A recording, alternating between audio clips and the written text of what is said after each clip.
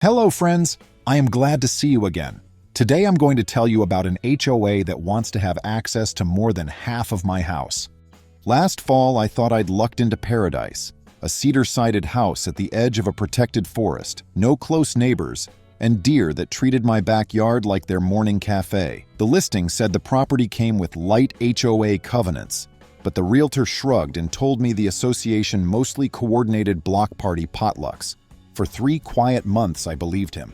I repainted, installed a wood-burning stove, and spent Saturdays clearing blackberry brambles along the property line so the view of the tall firs was perfect from my kitchen window. Around Thanksgiving, I finally met 2 board members, Marley and Trent, when they knocked on my door holding a plate of underbaked pumpkin bars. They were pleasant enough and left me a welcome brochure full of committee sign-up sheets I never filled out. Life rolled on. Then January brought snow and with it drama. On a Thursday morning so cold it made my beard snap, a certified letter arrived. The envelope bore the HOA's pinecone logo and a return address typed in military-grade font.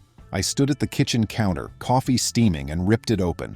2 pages of legalese swam before my eyes, but one sentence might as well have been printed in screaming red ink. Pursuant to the revised Community Access Bylaw adopted 0102, ingress and egress to the National Forest shall be preserved by designating a 50-foot wide corridor across Lot 47, comprising approximately 63% of said lot, which henceforth shall be common area under the stewardship of the association. My house is on Lot 47. I reread the line 10 times, sure I'd misunderstood.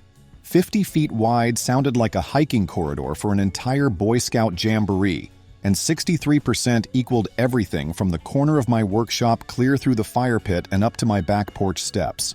The letter concluded by instructing me to refrain from obstructing foot traffic, effective immediately, and invited me to a stake placement ceremony that Saturday at noon. I laughed out loud, the hysterical kind you hear when someone pinches a nerve, and rang my buddy Clayton, a land use attorney who owed me a favor after I helped pour his driveway. Clayton whistled, flipped through the HOA's bylaws online, and within minutes confirmed there was no such revised community access bylaw filed with the county. He was halfway through suggesting I write a polite rebuttal when pounding erupted on my front door.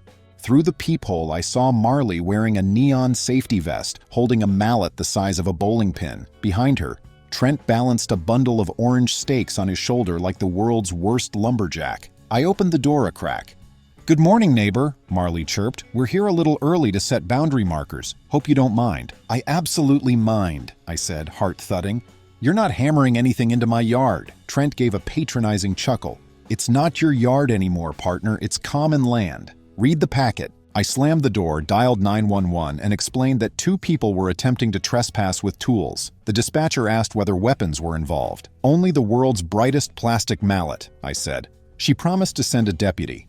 While waiting, I opened my phone's camera, stepped onto the porch, and filmed Marley and Trent arguing about where to place the first stake. Snow creaked under my boots. Frosty breath puffed like smoke signals. When Trent took the mallet's first swing, I shouted, "Stop! You're trespassing!" He ignored me. Sirens wailed in the distance, rare out here, and the board members froze. Deputy Vega maneuvered her cruiser onto my driveway, blue lights flickering off the icicles. She listened to both sides, glanced at the letter, and radioed dispatch to confirm there was no court order or easement on file. Trent muttered about implied dedication, a phrase he'd probably skimmed on an online encyclopedia. Vega told them to leave the property or face citation for trespass. Marley's smile cracked. "We'll withdraw for now," she jabbed a finger at me. "But you can't stop progress with one phone call." The moment they left, Vega advised me to install cameras and keep everything documented. I thanked her, shoveled tire ruts out of the driveway, and called Clayton back. By evening, he drafted a cease and desist letter and emailed it to the HOA's official inbox. The digital read receipt came 5 minutes later. That should have been the end, but anyone who's dealt with an overreaching HOA knows they operate on the same principle as toddlers. If whining fails, escalate to screaming. Saturday at dawn, I woke to the sound of chainsaws. I threw on boots, sprinted outside, and found 4 hired workers cutting branches along my southern fence. Their pickup bore a magnetic sign reading Evergreen Trail Consultants. Marley supervised, clipboard in hand, while Trent unfurled caution tape that fluttered like yellow ghosts between trees. They claimed the association had engaged the company to clear the public right-of-way. I pointed to the no trespassing signs I'd posted after Vega's visit and reminded the crew that the sheriff could arrive faster than a fast food order. I didn't bother arguing. I raised my phone and filmed everything. Then, because every civil engineer keeps a few survey stakes in the garage, I grabbed mine, measured my deed's boundaries, and planted neon pink markers every 10 feet. They created a hilarious polka dot line through the snow, highlighting just how much land the HOA claimed. The arborists looked uneasy. None wanted to cut beyond my stakes. Trent lost patience and tried to guide a chainsaw past a marker. I reminded him that interfering with a survey monument is a misdemeanor in our state. His face flushed. He waved the crew off and stormed to his SUV. That night, I drafted a timeline of harassment, attached videos and photos, and emailed the file to Clayton. He called back Monday morning from the courthouse steps. "I just filed suit for quiet title, declaratory judgment, and injunctive relief," he said. "We're asking for damages, too." I'm not a vindictive guy, but hearing those words felt like a log had been lifted from my chest. Still, a part of me wondered how an HOA could act this brazen without believing it had some kind of ace card. I got my answer 2 days later when an old newspaper clipping arrived in my mailbox. The envelope had no return address, just my name typed in block letters. Inside, folded around the brittle clipping, was a post-it. "Thought you should see what they're hiding. A friend." The article dated back almost 30 years. Headline: County denies developer request for forest access road. The story chronicled how the original developer of the subdivision petitioned to punch a road through the national forest to reach planned Phase 2 home sites. The county rejected the proposal, citing wildlife habitat protection. A smaller sidebar quoted the developer claiming he'd secure private easements if necessary. I pieced the puzzle together. The board must believe the developer's long-dead plan somehow translated into an easement across my land. Trouble was, easements don't materialize out of thin air. They have to be recorded, granted, or earned by adverse use. Clayton confirmed no such instrument existed. Information is power, and I needed more. That evening, I invited my only close neighbor, a retired surveyor named Gideon, over for coffee cake. Gideon moved to the neighborhood before the HOA even formed and knew every inch of it. The moment I explained the board's corridor scheme, he slapped his knee. "Same song, new verse," he said. 25 years earlier, Gideon recalled, a previous board tried bullying his late wife out of part of their pasture for a nature trail. Gideon fought back and the idea died. "They wait for folks to move away, then dust off the old maps," he warned. "Stand your ground." Stand it I would, but I wanted to do more than defend. I wanted to counterattack. Gideon's eyes twinkled as we brainstormed. It turned out the subdivision's original covenants contained a time bomb. Any bylaw that increased members' assessments by more than 15% required unanimous consent. The board's corridor project involved new costs, maintenance, insurance, signage, guaranteed to blow past that threshold. Gideon still had a coffee-stained copy of the bylaws in his workshop. By Tuesday, we'd assembled a small alliance. Me, Gideon, and a young couple named Dash and Penelope, both software engineers who hated the HOA almost as much as spam emails. We met in my garage, heater roaring, and plotted a mixture of legal and procedural sabotage. We weren't just going to beat the board in court. We were going to make them wish they'd never lifted that plastic mallet. Phase 1 was pure documentation. Dash set up cloud storage and off-site backups of every video, letter, and email. Penelope scraped the county's public records database, gathering proof that no easement or bylaw amendment had been filed. I kept filming anytime a board member so much as slowed their hybrid sedan in front of my mailbox. Phase 2 was community outreach. Gideon, respected like the mayor around here, walked door to door, literally trudged through crunchy snow, to explain how the board's action might affect every homeowner. Most folks hadn't read their covenants since signing, but words like assessment increase cut through apathy like a snowplow. Within days, 2/3 of the subdivision signed a petition demanding a special meeting to vote on rescinding any corridor plans. We delivered the petition to the HOA's P.O. box with return receipt postage. A week later, Trent emailed the neighborhood mailing list denying the petition was valid because digital signatures are unreliable. That was laughable. Every line was ink on paper. We scanned and published the sheets online for all to view. Meanwhile, the lawsuit crawled forward. The court granted a temporary restraining order preventing the HOA from clearing, altering, staking, or otherwise encumbering my parcel pending resolution. Trent tried to spin the TRO as temporary paperwork snag, but the sheriff personally served the order at the next board meeting in front of 30 homeowners. I heard the collective gasp all the way from my porch. Around this same time, strange things began happening. Someone loosened the valve stem caps on my truck tires, letting the air out overnight. A plastic bag of nails appeared in my driveway. My mailbox flag vanished. I filed reports, installed motion-triggered lights, and pushed on. Clayton, anticipating the HOA would claim a prescriptive easement, hired a licensed surveyor to testify. The surveyor's historical aerial photos showed undisturbed forest where the board insisted a historic footpath existed. Clayton grinned like a fox about to enter the henhouse. Then, one blustery Friday, Gideon called breathless, "Emergency board meeting in 30 minutes at the clubhouse. Subject is forest access." Perfect. I grabbed my coat, tucked the TRO copy under my arm, and hurried over. The clubhouse, usually echo quiet, buzzed like a kicked beehive. Homeowners filled folding chairs, coats zipped, coffee cups steaming. At a card table up front sat Trent, Marley, and a third director named Paula, who looked as though she wanted to be anywhere else. Trent banged a gavel on a cookie tin. "We'll begin," he said. "This session is closed to non-members of the board." Gideon raised a hand.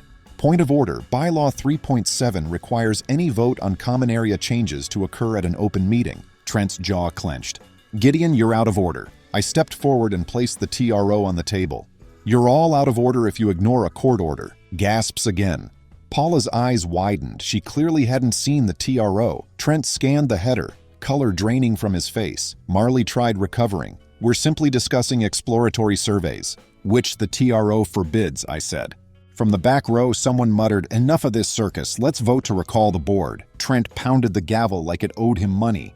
"Any attempt to recall directors without proper notice is null and void." Dash, ever prepared, stood and read from State Nonprofit Statute Section 38231, which allowed 90% of the members present to waive notice requirements if urgent business arose. Heads nodded. A homeowner produced blank ballots from her toddler's coloring book pages. What followed was less meeting, more uprising. People lined up to sign waivers, scribble votes, and fold makeshift ballots. Trent tried calling security, but the clubhouse's only guard was old June at the front desk, who shrugged and kept crocheting. After a flurry of paper and hand counts, Gideon announced the tally. Directors removed, effective immediately, by an overwhelming margin. The room erupted. Some cheered, one woman sobbed with relief, and Trent hurled the gavel, which clanged off a radiator. Marley stormed out, slamming the door so hard the community togetherness poster fell. New interim directors were elected on the spot, Gideon among them. Their first act: adopt a resolution disclaiming any interest in a corridor across Lot 47 and pledging to cooperate fully with my lawsuit to obtain a judgment that the HOA never held such rights in the first place. You'd think that would have ended the madness, but it was merely halftime. Trent and Marley did not slink away. They lawyered up, claiming the recall was illegitimate and vowing to reinstate the corridor. Worse, the HOA's insurance carrier notified the new board that coverage might be denied if the association admitted it never possessed an easement after all. The carrier's letter read like corporate blackmail. "If you concede liability, we reserve the right to disclaim defense costs." That put the new directors on the horns of a dilemma: help me or risk bankrupting the HOA. Gideon phoned me late that night, gravel-voiced. "We'll keep fighting, but you'd better brace for trench warfare." I told him I had no intention of surrendering the deed my granddad helped me buy. Little did we know trench warfare would become literal. 5 nights later, a storm barreled through, a bomb cyclone with winds that rattled shingles like maracas. Around 2 a.m., lightning flickered, and I heard a splintering crack. I threw on rain gear, grabbed a flashlight, and discovered a giant spruce toppled across the western fence, blocking the gravel access road. No vehicles in or out. The next morning, I phoned a tree service, but before they arrived, Trent marched down the road with a handheld GPS and a cameraman. Yes, he'd hired someone to film a documentary. He proclaimed the storm had created a safety emergency that required immediate clearing of the corridor, which he insisted still belonged to the HOA. His contractor revved a skid steer, ready to plow straight across my garden beds. I called 911 again. Deputy Vega returned, soaked to the bone, read Trent the restraining order, and threatened cuffs if he so much as scratched my driveway. Trent finally stopped when Vega began drafting the citation. He and his cameraman skulked off. Later that day, the tree crew removed the spruce, at my expense, but I kept the wood for next winter. I once loved the soundtrack of Wind in the Pines. Now each gust felt like another plot twist. Clayton filed motions for contempt. Trent's violation attempt, caught on Vega's body cam, would bolster our case. In the meantime, he advised me to install a temporary fence along the disputed boundary. I did, stringing bright green mesh and hanging laminated signs quoting the state trespass statute. Gideon helped drive T-posts, remarking we might start charging admission soon. My house resembled a fortress. Motion cameras, floodlights, mesh fencing, hardly the rustic retreat I'd bought. But the alternative was letting bullies redraw reality. That wasn't happening. Late one evening, as I reviewed footage on my laptop, I noticed headlights idling at the end of my driveway. Zooming in, I saw Marley sitting behind the wheel, phone pressed to her ear. She stayed 20 minutes, engine running, before backing out. I forwarded the clip to Vega, who logged it as suspicious surveillance. Exhaustion threatened to pin me, but the community's support kept me vertical. Neighbors dropped off casseroles, offered to walk my dog, and mailed encouraging notes anonymously. One afternoon, a brown delivery box arrived containing a doormat printed with "Private property means private. Try again. No sender info." Meanwhile, discovery in the lawsuit unearthed gold. Trent's personal notes, produced under subpoena, admitted the so-called corridor vote had never been ratified per bylaws. A scribbled margin line read, "If we wait until new guy closes, he won't fight. New guy equals sign me." The arrogance was breathtaking and legally devastating. Clayton laughed so hard I thought he'd drop the phone. "We're asking the judge for summary judgment," he said. "Their own documents sink them." Courtrooms move slower than glaciers, but momentum was on our side. A hearing lay weeks away. Enough time for Trent and Marley to cook up fresh nonsense, no doubt. I tightened perimeter security and slept with one ear open. Yet for all their schemes, the crack forming in their armor was public opinion. Most homeowners despised the chaos and special assessments funding Trent's legal crusade. Utility poles sprouted homemade signs. "No more corridor. We love Lot 47. Fund services, not lawsuits." Someone even printed T-shirts depicting a mallet inside a red circle slash. The battle was no longer mine alone. And that, more than any statute or gavel, gave me hope. I wish I could say the uprising settled everything, but real life doesn't roll credits just because the audience claps. A recalled board does not disappear. It just scuttles into darker corners. 2 days after the clubhouse revolt, a certified letter arrived, again, with Trent's signature, but a new letterhead that read, "Friends of Forest Freedom, Inc." Evidently, he'd formed a private nonprofit overnight and was now demanding voluntary donations to cover his public access legal defense. The note dripped with martyrdom. "If we don't stand firm, greedy landowners will wall off our heritage." I poured black coffee, rolled my shoulders, and read it twice. Then I stapled the solicitation to my workshop wall, right next to the TRO, as a reminder that persistence beats tantrums. The new HOA board, Gideon's crew, met the same evening in Gideon's cluttered sunroom because the clubhouse still technically belonged to the association and was now padlocked. Penelope set up video conferencing for absent owners and baked snickerdoodles as a peace offering to the frazzled. Every chair creaked under the weight of resignation papers, insurance letters, and somehow, a cease and desist from Trent's shiny nonprofit accusing the HOA of disinformation. First order of business, finances. The treasurer, a mild-mannered retiree named Lennox, produced a spreadsheet that painted a horror film in numbers. Under Trent's presidency, reserve funds had plunged from healthy green to gasoline red. Line items labeled consultant fees, video production, and community corridor outreach bled five-figure sums. And those checks predated the corridor vote that never legally happened. "Was there a budget approval?" someone asked. Lennox shrugged. "Minutes say the board executed its discretion. That's it." Dash leaned over the spreadsheet, typing into his laptop. "Tell me the word fraud crossed somebody's mind." Gideon's jaw set like cured concrete. "We need an audit." Under state law, homeowners commanding 10% of membership may compel a third-party audit. We more than qualified. Within 48 hours, a certified public accountant named Paisley signed on and requested bank statements dating back 5 years. But the bank, it turned out, had already frozen the HOA's operating account because of conflicting authority claims. Trent tried withdrawing $10,000 the morning after the recall. He left with $0 and a stern note from the branch manager. "Provide board minutes showing you're still president." He'd stormed out, apparently threatening lawsuits against colluding financial tyrants. While Paisley wrangled statements, Clayton pushed discovery. He subpoenaed Evergreen Trail Consultants, the arborist company, fishing for invoices Trent had approved. The owner, when served, called Clayton to apologize. She'd been told the corridor was county mandated. She forwarded emails where Marley promised payment upon completion, HOA insurance guaranteed. Those emails landed like cannonballs in our evidence file. Meanwhile, the insurance carrier that threatened to bail actually did bail, citing material misrepresentation of community authority. That left the association on its own for defense costs. Costs racked up by the old board, not us. Gideon drafted a special assessment plan to cover essential services, streetlights, snow plowing, while ring-fencing legal madness in a separate ledger we called, semi-jokingly, the Trent tax. Homeowners grumbled but paid, at least they knew where the money went. Days blurred into depositions. Clayton deposed Trent first. I didn't attend. Couldn't risk lunging across the conference table. But Clayton later recounted every delicious contradiction. Trent swore the corridor bylaw passed, but when pressed on the vote count, he claimed records must have been lost in a computer crash. He then asserted an oral easement existed because hikers had talked about crossing my lot for decades. Clayton produced aerial photos showing pristine trees and no footpath. Silence. Finally, Trent blurted the line that would follow him forever. Property lines are a social construct. It's amazing how a single sentence can sum up a person.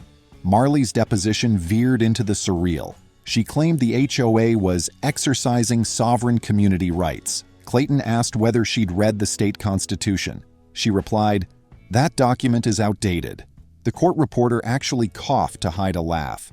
Outside legal land, the neighborhood vibe shifted. Where once folks waved timidly, they now honked and flashed thumbs up whenever I drove by. Penelope designed yard signs, white pine tree silhouette over the slogan, "Respect the deed."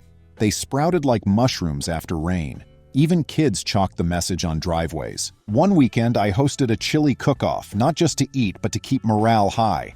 50 neighbors showed, spilling onto my deck beneath strings of lanterns. Gideon stood on a stump, ladle in hand, and proposed renaming the private alley between our homes Justice Way. Laughter roared. For the first time in months, stress loosened its chokehold. The fun paused Monday at dawn when Deputy Vega called. Trent had filed a police report accusing me of criminal harassment, claiming I weaponized my security lights to cause him migraines while he peacefully filmed night sky time lapses. Vega sighed on speaker. I read the footage. His car never left the public road. He was stationary for 40 minutes at 3 a.m. and your lights never flashed. She closed the report as unfounded but wanted me aware. It thrilled me how Trent kept gifting evidence of his own instability. A week later, he spray-painted "Free the Forest" in 3-foot letters on the clubhouse wall, apparently forgetting the clubhouse belonged to the HOA, which he claimed to love. Cameras caught him. The interim board pressed vandalism charges. Marley posted bail for him, then live-streamed a speech about suppression. 2 viewers tuned in, one presumably her mom. Audit results dropped mid-March like a piano through the ceiling. Paisley's report identified $82,417 in non-authorized disbursements over 26 months. Half-paid Evergreen, chunks-funded video production, legal retainers for a Washington, D.C. firm that never entered an appearance, and $9,750 for community engagement breakfasts at a downtown bistro. Guess whose credit card name showed on those receipts? Yes, Trent's. Marley's popped up too, but smaller. The report labeled expenditures likely embezzlement. New board voted unanimously to turn the file over to the county prosecutor. The prosecutor's office confirmed receipt, opened an investigation, and, to the surprise of nobody but Trent, executed search warrants on his home and Marley's condo. Local newspapers ate it up. HOA war heats up with criminal probe.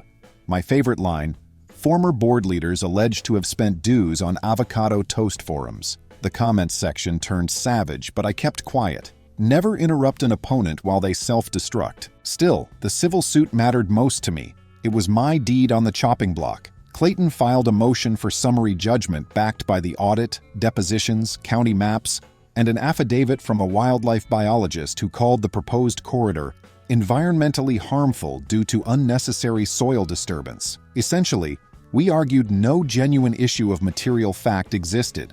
The HOA never possessed and could not now manufacture a 63% claim on my land. Opposing counsel, some junior associate inherited from the prior board's insurer, submitted a 12-page brief full of buzzwords like communal stewardship and equitable servitude, but little case law. Clayton filed a reply so surgical it might as well have come with antiseptic wipes. Hearing was set for April 10th. I'd never been inside the county courthouse's neoclassical chambers. Polished marble, oil paintings of stern judges, and pew-like benches intimidated me until Clayton whispered, "Remember, every square inch in here is yours today." He meant metaphorically, but it helped. Judge Navarro listened patiently while both sides argued. The HOA's lawyer tried claiming that because the community plat map shaded the forest green, it implied intent for public access. Clayton responded that shading represents vegetation, not legal rights. He cited precedent from the state Supreme Court where color coding was deemed illustrative only. Then he held up my deed, a crisp certified copy, and read the metes and bounds ending with, "thence returning to the point of beginning," stressing how every inch formed a closed polygon no corridor bisected. Opposing counsel's final Hail Mary was that summary judgment was premature, and they deserved more discovery. Navarro frowned. "Counsel, you've had 6 months. What discovery remains?" The attorney stammered about unspecified historical users. Navarro tapped her pen. "Absent concrete affidavits, speculation is not an issue of material fact." She recessed for 30 minutes. I paced the hallway like a caged panther until Clayton's phone buzzed. Bailiff wanted us back. Navarro's ruling was swift. Plaintiff's motion granted.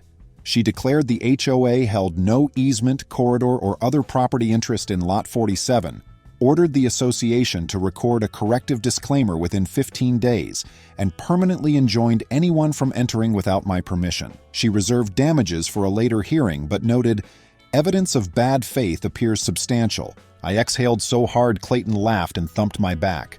Across the aisle, the HOA's counsel glumly packed files. In the gallery sat reporters scribbling like squirrels. Trent and Marley were absent. Apparently, their new attorneys advised them courtrooms weren't friendly territory. Victory was sweet, but we still needed accountability. Damages hearing scheduled for May would address that. Clayton aimed for attorney fees, costs of tree removal, emotional distress, and punitive damages under the state's Deceptive Trade Practices statute because the HOA had collected dues under false pretenses. On the criminal side, prosecutors filed 2 felony counts of theft by fiduciary against Trent, and 1 count each against Marley. News broke the evening after summary judgment. Camera crews parked outside Trent's porte cochere as deputies escorted him, wrists cuffed, into a cruiser. Marley surrendered the next morning, pursed lip smile gone. Their arraignment drew more neighbors to the courthouse steps than any bake sale ever did. I watched from a coffee shop across the street, not gloating, just relieved. Accountability matters not for vengeance, but to reset the moral compass everyone lives by. While legal gears turned, life finally approached normal. Snow melted, crocuses popped, and the deer returned. I rebuilt my garden beds. Trent's attempted skid steer path had gouged them. Neighbors volunteered mulch and seedlings. Gideon hauled compost in his old pickup named Bessie.